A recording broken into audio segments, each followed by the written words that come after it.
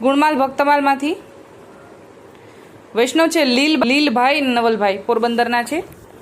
વાણિયા વૈષ્ણવ છે, એની વાર્તા લેશું. લીલભાઈ અને નવલભાઈ બંને ભાઈ વાણિયા વૈષ્ણવ છે. પોરબંદર ગામમાં રહે છે.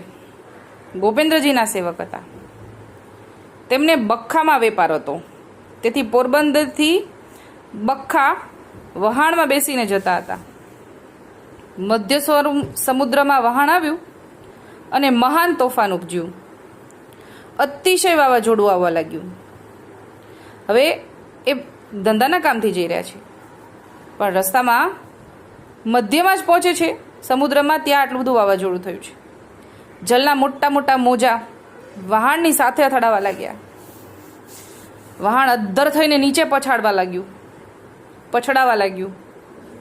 એટલે કે એટલું મોટું મોજું આવે કે વહાણ આખું ઉપર નીચે થવા લાગે, પછડાવા લાગે. કેમ કે મોજું આવે ને પછી પાછું સમી જાય. સુકાનીએ ઘણી મહેનત કરી પણ કાંઈ ઉપાય કામ ન લાગ્યો અને વહાણ બુડવાની તૈયારી થઈ.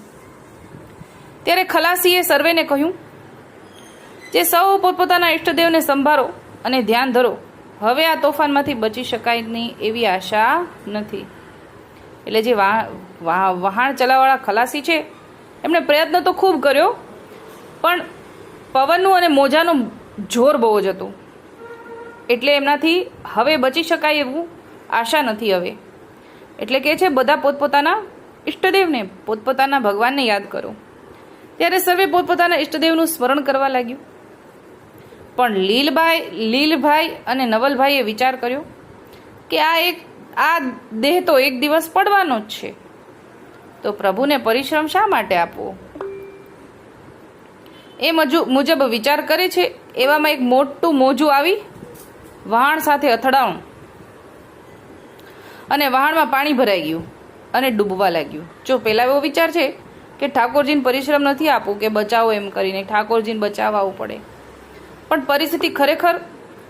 પરિસ્થિતિ ખરેખર ખૂબ ગંભીર થઈ ગઈ. પાણી વહાણમાં ભરાવા લાગ્યું છે અને વહાણ તો ડૂબવા લાગ્યું. એવામાં બંને ભાઈના મુખમાંથી વાયક નીકળ્યું કે બેગે ચલો વ્રજરાય, લીલ નવલ લલકાર્યો, સુરત સુની કર સાય, આવત નાવ ઉગાર્યો.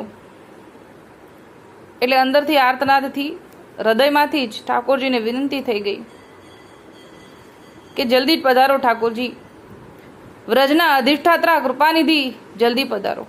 આટલા શબ્દ નીકળતા જ કૃપા સિંધુ વ્રજપતિ શ્રી ગોપેન્દ્રજી પોતાના અંતરિક્ષ જૂથ સાથે ત્યાં પધાર્યા અને પોતાના નિજજનને દર્શન આપ્યા. બંને ભાઈ સાક્ષાત સ્વરૂપના દર્શન કરી ઊંચું જોએ ત્યાં તો વહાણ પોરબંદરના કાંઠે ઊભું છે.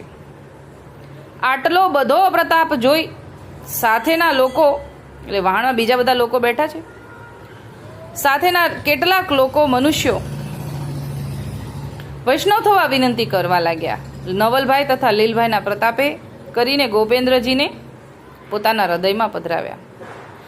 પોતાના ભગવદી ઉપર દુઃખ પડે તે ઠાકોરજી સહન કરી શકતા નથી, તેથી કહેવાની પણ વાટ જુએ નહીં એવા શ્રી ઠાકોરજી કૃપાળુ છે. પોતાના ભક્તને ક્યારે પણ ઓછું આવવા દેતા નથી. એની વાર્તાનો પાર નથી. આવા લીલભાઈ અને નવલભાઈને દંડવત પ્રણામ પહોંચે. અત્યારે આટલું જ બોલીને મારી